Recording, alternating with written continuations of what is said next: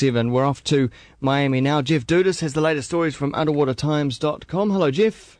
Hey, how you doing, Waymo? Very well, thanks. And we're going to be talking about synchronizing embryos in the oldest goldfish in the UK. But first up, some research into surgeonfish.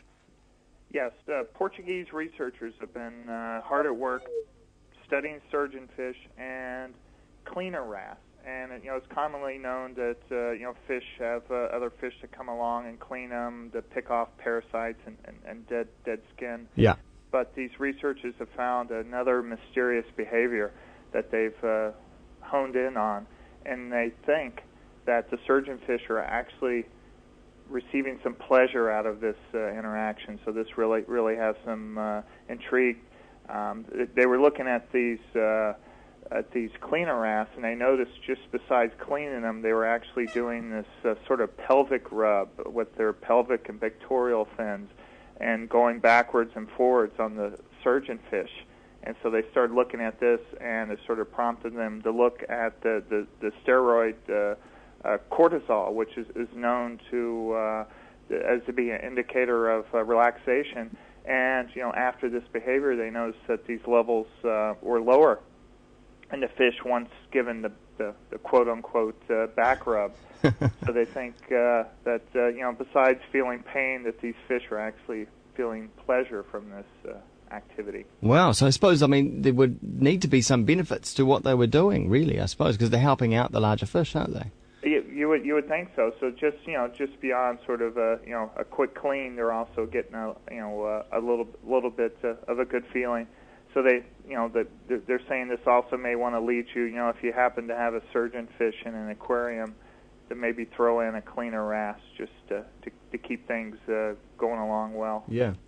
All right. Let's look at the oldest goldfish pier in Britain. Yeah, this is kind of a strange story. This couple won a goldfish in this sort of county fair, and they brought it home, and 34 years later, this goldfish is still, actually the pair of goldfish is still around. Wow.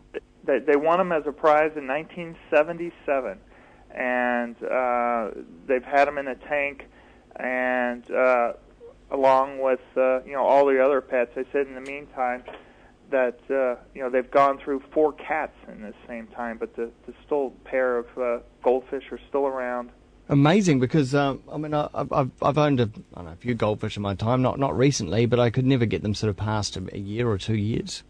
Well, yeah, that's it. And they said, maybe the average, if you're doing well, that they could live 10 years.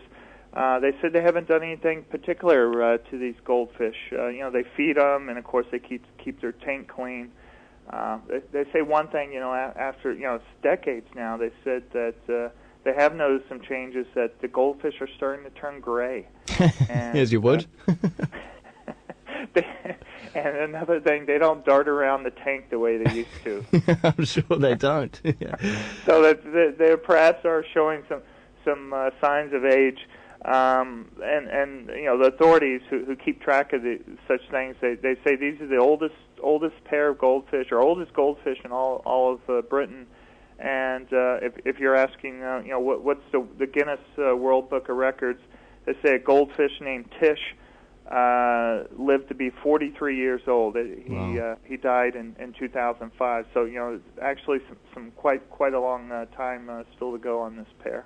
Wow, really cool. Finally, a study into turtles.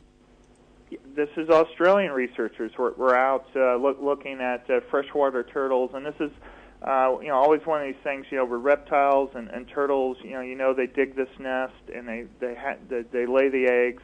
And 50 to 70 days later, eggs hatch. But it's one of those things you always notice is they always hatch at the same time. Mm. And this was the researchers sort of puzzled on this, because with reptiles, the temperature controls how fast they develop, and the eggs at the bottom would be cooler because they're farther away from the sun, and the ones closer to the top would be warmer. So just with that, you would expect the ones at the top to hatch off first. And from speaking of survivability, they want to hatch all at the same time to sort of overwhelm any predators. Yeah. If they all eked out one at a time, you could sit there and just pick them off. But 1,000 come, or 100 come at a time, You overwhelm everybody. So it's sort of a biological imperative to do this. So they started looking at these turtles, and they figured out that there's some mysterious process going on here, that the turtles at the bottom of the nest actually speed up their heart rate. And that, at a certain point in development, they just all of a sudden sort of rev up. And so that's how they hatch at the same time. But what's strange is they haven't really figured out how or why, or what are they doing to figure out what triggers this. Maybe it's the CO2 in the nest, or maybe they're actually listening to the other fast-beating turtles and cue into that and say, okay, it's time to speed up and get out of here. So they're studying that right now. Wouldn't that be amazing if all their heartbeats were all synchronized all along the beach? That would be something. Well, do they talk to other nests or something like that? So there may be something even bigger going on. Yeah. Hey guys, we're ready to go. Yeah, it's interesting stuff. So. Very, very cool. Well, the stories like that and more can be found up at underwatertimes.com. And Jeff has been joining us in Miami. Thanks very much, Jeff. Hey, thanks for having me. 22 minutes past